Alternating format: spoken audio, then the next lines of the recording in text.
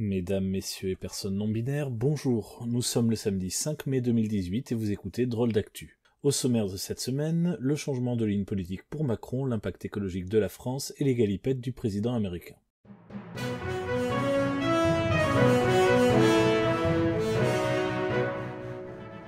Mais tout d'abord, en France, la grève de la SNCF se poursuit avec une mobilisation en baisse d'après la compagnie ferroviaire, passant d'environ 30% à environ 30%.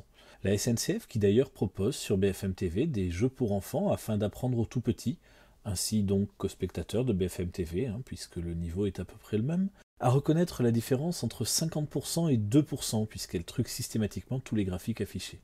Du côté des cheminots, cette 13e séquence de grève coûte de plus en plus cher, puisque la défense du service public diminue environ de moitié leur salaire perçu. Mais que la population se rassure, ces méchants vilains pas beaux privilégiés, on leur passera à prix réduit et pourront donc manger le cuir des sièges qui sera toujours plus digeste qu'un sandwich triangle.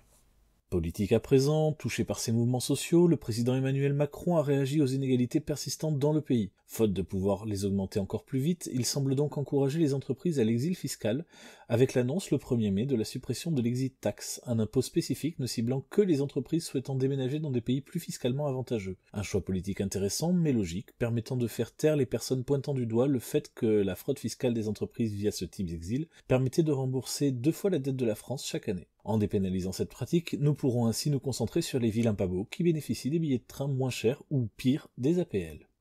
Écologie ensuite, une bonne nouvelle pour toutes les personnes démoralisées par les informations précédentes. La WWF a indiqué vendredi dans un rapport que si le monde entier vivait comme les Français, les ressources de la planète seraient épuisées à partir d'aujourd'hui, 5 mai. Encouragés sur cette voie par les choix du gouvernement, dont les actions en termes d'écologie peuvent se lire sur un post-it vierge, nous pouvons donc noter que nous n'aurons pas le temps de subir la politique pro-riche d'Emmanuel Macron pendant des années puisque l'humanité sera éteinte avant. Une lueur d'espoir donc pour tous ceux qui se sentent si loin du premier de cordée qu'à leur niveau il n'y a même plus de ficelle, mais qui, je le rappelle, sont des vilains pas beaux qui profitent du système.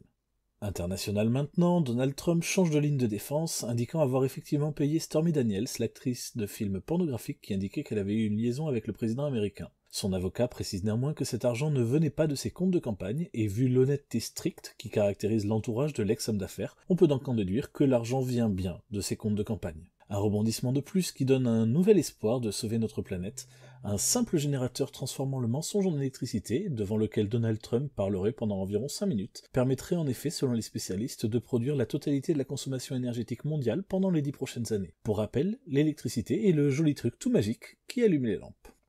Justice enfin, l'être humain Éric Zemmour a été condamné à 5 000 € d'amende par la Cour d'appel de Paris pour provocation à la haine religieuse en raison de propos islamophobes tenus en 2016 sur France 5.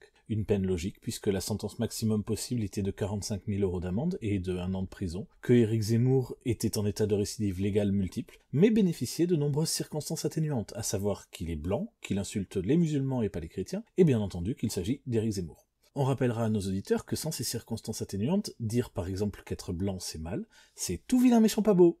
Voilà, c'est la fin de ce journal, merci de l'avoir suivi, la rédaction espère que notre choix de nous adresser également aux tout gentils pitimini spectateurs de BFM TV vous aura intéressé. N'hésitez pas à mettre un pouce vers le haut ou à partager la vidéo si elle vous a plu. Quant à moi, je vous donne rendez-vous la semaine prochaine pour d'autres drôles d'actu.